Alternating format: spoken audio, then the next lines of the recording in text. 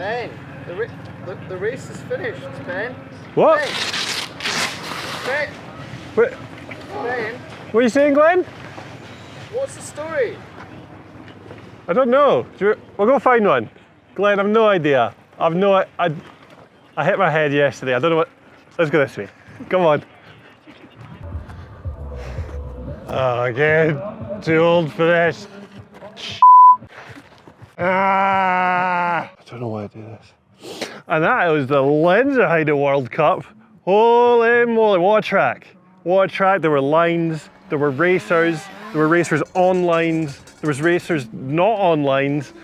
Feel sorry for them, but I really enjoyed this World Cup. Even though I didn't get to race, I enjoy this venue. I think the track's sick. I think the racing it provides is sensational. And there is a very interesting section right here, and it's why we just slogged our way up the hill, but we'll get to that.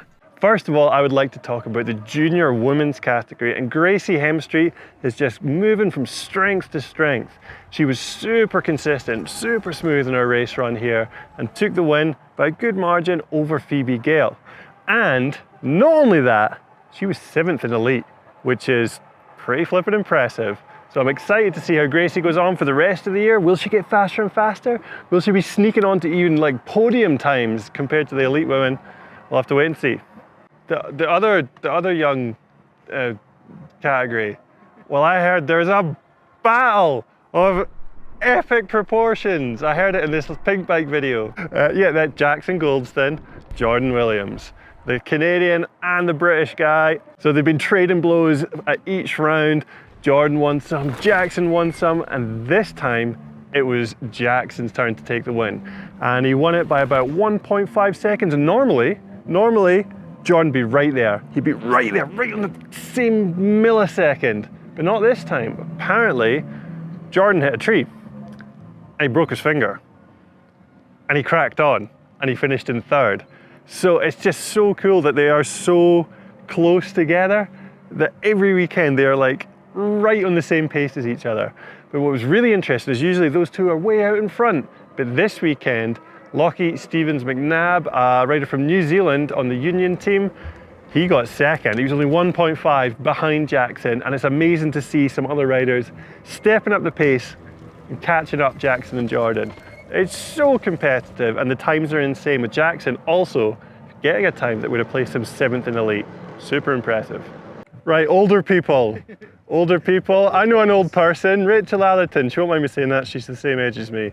Right, so she stopped racing back in 2019. We thought, is that it? Will she come back? She didn't know. I didn't know. No one knew. She came back for Fort William. She didn't race. She wasn't ready. She came here and she decided like about 2 days before the event that, yeah, I'm going to give it a try. She turned up, she qualified really well, and then she raced really well. So she finished in 7th, which she was very happy with when she got to the bottom. But she said that she's just not been training for it, and it showed in her splits. She was 4th at the first split, which is insane. It is insane. And then she went 5th, and then she started dropping back and finished in 7th. So she's still got the speed, and I'll be really interested to see if she starts focusing on racing again. Maybe she's got the bug again, maybe she's keen on it. I don't know why I did the money symbol there. Read into that how you will. But yeah, very cool to see Rachel racing again. Miriam Nicole. Holy crap. Holy crap. When those Commencal muck-off riders are on, they are flipping on. And Miriam was on a charge this weekend. Her confidence, her speed, and her commitment, like when both wheels broke loose, she was drifting, she just kept it feet up, gripped, and then cracked on. It was unreal, and she took the win by over 6 seconds, which on a track with times this tight, like I missed qualifying by 0.2, 0.2, Glenn. And she wins by over 6. Wow, like real impressive. It's like the other girls are gonna have to flip that switch as well if they're gonna catch up with her for the rest of the year. Very happy that Miriam is feeling better after her head injury towards the start of the year, and it seems like she is back to full strength, and boy, is it good to watch.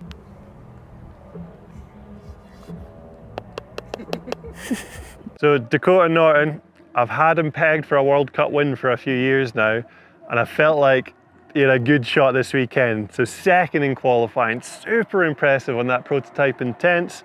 And he was on a good run. He was on a flyer of a run. He was up at the splits, and looking at it after the fact, he potentially could have won the race, but he came into the slight tight left-hander before that wavy wooden road gap, and either he was a little bit too fast, or he was a little bit too inside, or maybe there was a bit of rubble in the corner, but he just washed it out. Down onto the bridge, tried to get back on the track, realised he'd crossed over a taped zone and freaked out and panicked, pushed back up, and felt gutted for him, man. Real gutted for him, but I'm excited for the rest of the year because he's proven to himself this weekend he's on it. Unless, of course, Amaury Pierron is still on a mission, because boy howdy was he on a mission this weekend. Like, his speed down that steep section and round that right-hander with the big compressions after it, his strength and precision is just, it's unrivaled when he is on form. It's honestly so good to watch. And yeah, he was on a mission, motored down the hill, got to the finish, won it by 1.5 seconds. That's probably, I made that up. I might have just made that up. It feels like he won by 1.5. It's about right. It's about right. So yeah, the top 20 are within about 1.5 seconds, and then Amaury was another 1.5 seconds in front. Yeah, absolute madman. And he made mistakes. We saw mistakes. It's an easy track to make mistakes on. And he was pretty fast here on this bit. And he did a good line. The line most people were doing on this wall section. He went all the way around the outside. Nice and fast. So what I did, Oh, that's the line! sorry, Amaury. Here it comes. Being a bit of a nerd, for want of a better word, was I screen recorded it. Don't sue me, Red Bull. And then I screen recorded the other line. That line. That line. The Scottish line.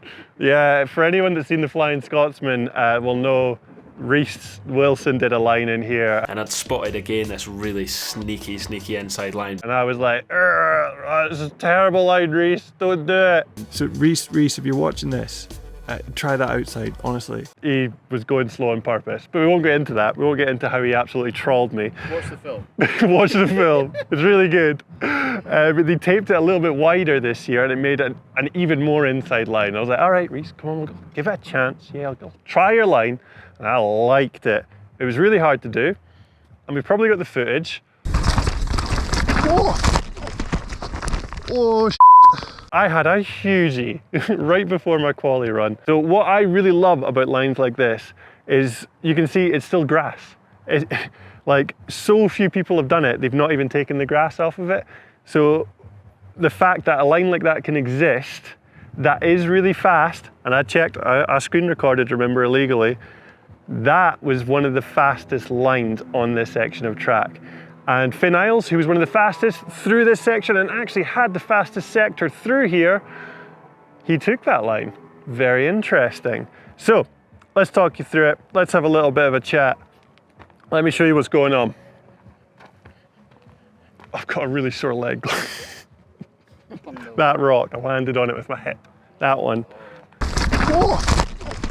So this is the main line, I would say. Most people were doing this line. When you're watching, it does not look anywhere near as gnarly as it is in real life. The bit people are taking off on isn't a smooth takeoff. It's big, chunky, gnarly rocks, the kind of thing that you'd want to be just trying to ride over, not trying to take off on.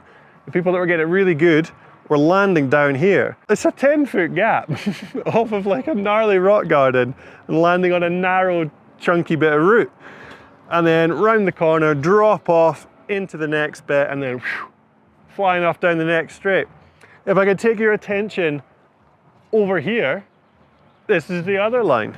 So the main inside line people were doing was going down here and then rejoining the track further down, but this super inside. To do that, you would come through the small gap, diagonally across here, land this heavy compression, negotiate these chunky routes, and you had to be so precise to hit the next rock step to gap over a rooty hole.